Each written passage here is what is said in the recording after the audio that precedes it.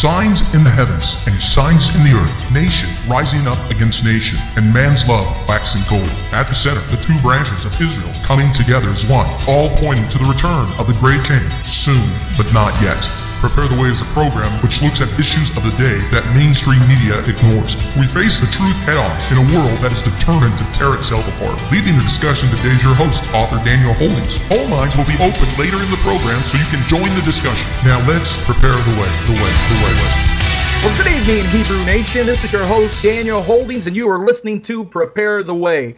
We have an information-packed hour with you as I speak with expert Gill Broussard about Planet X. But before we get to that, a brief programming note. Of late, I know that many of you have wanted to call in and have a dialogue with me. However, this show is pre-recorded, and the reason for that, obviously, is because my guest needed to be available now and not at the normal airing time of the show. We will hopefully get to do a live broadcast very soon. Now, before we get started, you need to know something. My website is www.danielholdings.com. The reason I tell you that is because my guest's information is on that website. So if you are by your computer, you need to click on your little mouse there and open up that website so that you can begin to peruse the information that Gill has put on the website, because it is pertinent to the discussion that we are having, and you will find it difficult to follow it. So please, take the time to go to the website and to bring it up and take a look at the information so that you can follow the discussion. Now, my guest this evening is Gill Broussard. Gill is out of south of Lafayette, Louisiana. He's a Louisiana boy, and he's an independent researcher, an amateur astronomer, and he is a tenacious individual. He was a former engineer in the oil and gas industry that's given him the ability and access to visit many places in the world, as well as talk to individuals that you and I may never get to talk to.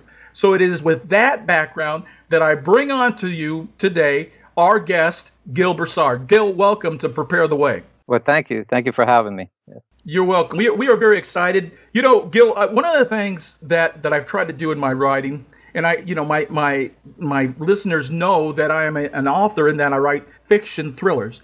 And one of the things in my last book that I actually happened to mention was Planet X. But Planet X actually goes by many different names. And so I was very excited when you and I had the opportunity to talk and to get you on the air for our listeners, because, audience, the show is Prepare the Way, as you know. And we talk about those things that are coming upon the earth in preparation for our coming Messiah, the second coming of our Messiah.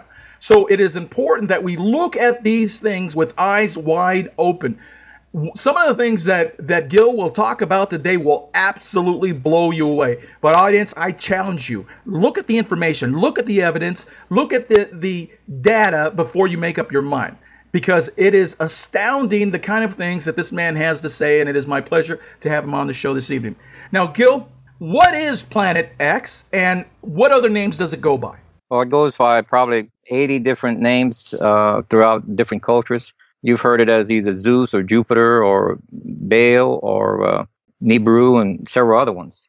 And that's associated with the time and culture. That's the only reason why the name is changed. But you know, when you talk about Planet X, you actually don't call it Planet X. What do you call it? I call it Planet 7X because we know the size now. And secondly, it's to separate the data on where the information is coming from. There's some people that have story, I call it, of Planet X, but there's no data backing it that I could find. It started really from a circular reasoning that one person said it, then it's repeated. But when you go back to find the root and where the evidence is and the data, it's lacking. And so I was a hardened skeptic pretty much on the whole topic. For about a year and a half, there was no evidence backing any. There was threads of truth, it sounded like, from some of the storylines of the ancient people's accounts. But that's about as much as I would give it at the point. There was no evidence to say when, the size, any of this, until I found my own evidence pertaining to that. So that's what thrust you on this journey. How long have you been researching Planet X, 7X? 3.5 years. 3.5 years. After I found some hard evidence, then that caused me to do a very deep study in it. Well, in audience, so you know, I've done some research as well, obviously, for my books. However, this man has the inside skinny, as they say, on what is going on, and we're going to delve into that in just a moment. But before we do that, Gil, we need to set some information up for the listeners, some foundation, so that they understand what we are talking about. Now, I have heard it said that Planet X's or Nibiru's or the Destroyer or Wormwood, however you want to call it, many names, as you said, it goes by, that the orbit of it around the sun is A, elliptical, and B, that it is a 3,600-year orbit or something like that. So what exactly is an elliptical orbit, and what do you think that the orbit actually is? Planetary bodies normally have a elliptical orbit, but it's more in a circular shape around the star. There is the only very slender or very tight elliptical orbits are usually pertaining to comets or asteroids or something similar to that. And but this object that we're talking about for the first time, this is going to be redefining some of our definitions on in astronomy. This is a planet-sized object that has a very slender, elliptical orbit, roughly about 150 days apart on its entry and exit, between 150 and 152. The modern time frame would be about 152 days. And that's what's so astounding. Without the records, the Asians in the year 1054, that they actually saw the object and gave us enough accurate data that we could actually plot it. So that started it off. So I want to get to that data in just a few minutes. But for the audience's sake, when it comes to you don't believe that the orbit around in our solar system around the sun is 3,600 years, do you? No, that's where there's no data actually backing that. Because when you're dealing with ancient languages, keep in mind that zeros were implied. So to get 3,600 years, you got quite a few zeros in there. That would indicate that 3,600 year orbit I found to be false. I think it mostly started with stitching. The ancient Sumerians had a unit of 60. And so if you would have did 60 times 60, you'd have 3,600. But if you would have multiplied 60 times 6, it's 360, which this has a erratic orbit if it's not hitting or bumping into things. But for the most part, it has somewhat of a 360-year orbit. Okay, so in general, let's define terms here for the audience, because many people in the audience may not know about Planet X. They probably read about wormwood in the Bible. However, they may not know about Planet X and the history behind it and the discussion from the various so-called experts. Who is Stitchin? What is Stitchin? I'm not quite sure what his title was, but he interpreted some ancient clay tablets. Sumerian text, was it not? Right, Sumerian text there was clay. It was clay tablets. But when you're dealing with ancient language, zeros are implied again, and so evidence is when you can start with text that is qualified by multiple people who interpret it, saying this is what it says. So then your basis is sound. Whatever conclude for that. No one backed up Stitchin's misinterpretations who are able to read the Sumerian text. The point is that Stitchin, I forget his name, Carl Stitchin.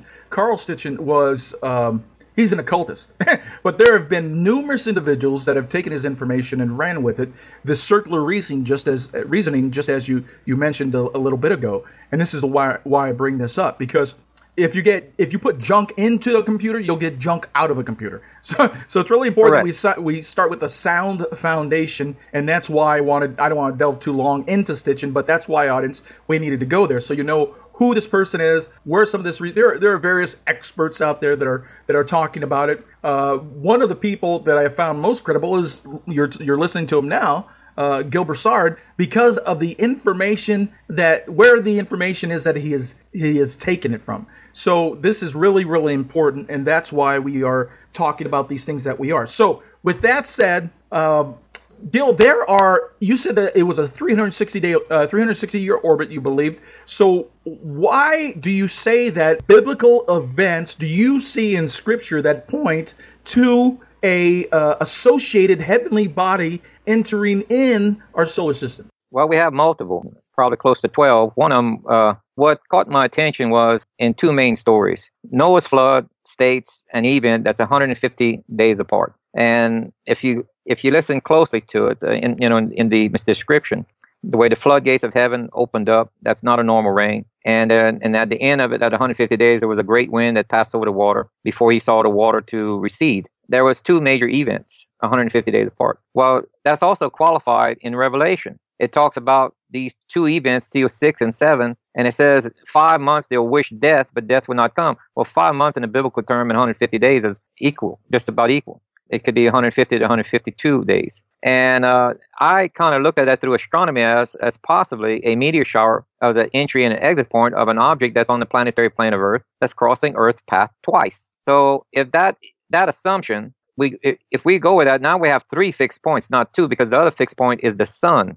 So that puts an object that's exactly on the planetary plane of Earth for it to cross Earth's path 5 months apart on such an event. Right. And then what other qualifiers we have is, if you look at Yeshua's sacrifice, well, there was a 3 hours of darkness that even outside text and other books says the whole earth was darkened. And why is that significant? I mean, people say, well, it could have been an eclipse of the sun. Because mainly Passover is held on a full moon. Right. You cannot have an eclipse of the sun in a full moon state. That's right. The moon has to be 180 degrees on the opposite side of Earth in a new moon state to block the sun. Well, and on top of that, I don't ever recall an eclipse lasting for 3 hours. Correct. An eclipse only lasts around 7.3 minutes at max. And the biblical and the outside text says both the moon and the sun were eclipsed. You have a double eclipse. You cannot have a double eclipse at the same time because one causes the other. You can only have one at a time. So it's actually defining through, if you look at it through astronomy eyes, it's defining a third object that's many times larger. And throughout other events, we came out, and that's how we got the object being anywhere between 6.5 to 7.5 times the diameter of Earth that causes a 3-hour eclipse. Wow. And audience, this is the first time I've heard this. One thing I want to go back to very quickly, Gill. People have said that Nibiru was a brown dwarf star. That is a star, audience, that hasn't fire, that doesn't have a hydrogen reaction. But it's very heavy in gravity and mass. Other people have said it was a planet. Other people said it was just a large comet. You think it is what exactly, Gill? Well, there's some areas in astronomy that I don't exactly agree with. I'm taking the newer data that's coming out from the physics community, and that is starting to explain things in a different light that's beginning to be proven out. We don't have a full understanding of the sun, that it takes in plasma from the north and south, and it radiates down the middle of the belt where all of the planets are. And before that, astronomers used to say that Jupiter was possibly it didn't have enough mass to become a sun, that it had the characteristics. Well, I disagree with that, with the new findings of physics, that Jupiter is always a planet and it always will be, and that's not the same makeup as a sun. And so the terminology of a brown dwarf is along the same lines as Jupiter, that they believe that it's just doesn't have enough mass to ignite, and that doesn't bear out in evidence. What it is actually just a planet of a sizable size, and it's not a gaseous; it's more of a solid body, because I can point to where Ceres was destroyed by it. Right, and I want to get into that in the next half hour, but let's continue with and audience, I wanted to go back to this because it's an important point. If you have heard about Nibiru or Planet X, you've heard several different theories, and I wanted to make sure that we understood where Gill was coming from. Now, Gill, you were talking about biblical events that are associated with the arrival of this heavenly body. You mentioned the flood, and you also mentioned Yeshua's crucifixion. What other kind of biblical events have you seen in Scripture that lead you to believe that this 360-year arrival by this heavenly body had affected Earth in some way, shape, or form? I'll rattle it off for you in a short period of time here. That started with Noah's flood is one of the events. Then it was the Tower of Babel, which happened at the same time as Sodom and Gomorrah. Now, this is interesting. If you could pause right there for me, something about that I read in the book was what happened to the Tower of Babel. So tell me exactly what happened to the Tower of Babel. What did you find?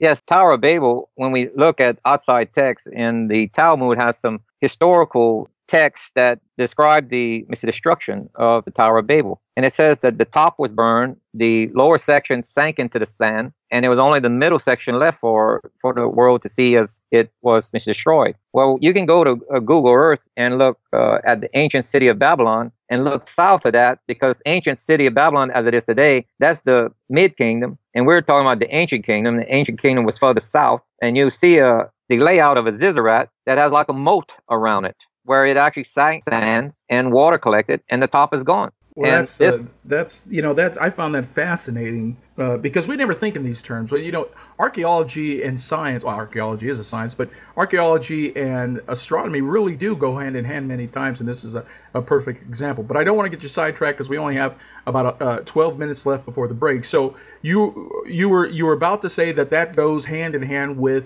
the destruction that Lot and his family saw. right. Remember, Abraham left Babylon many years earlier and settled what we call Israel today, which is next to the Dead, where Lot settled in near the Dead Sea area.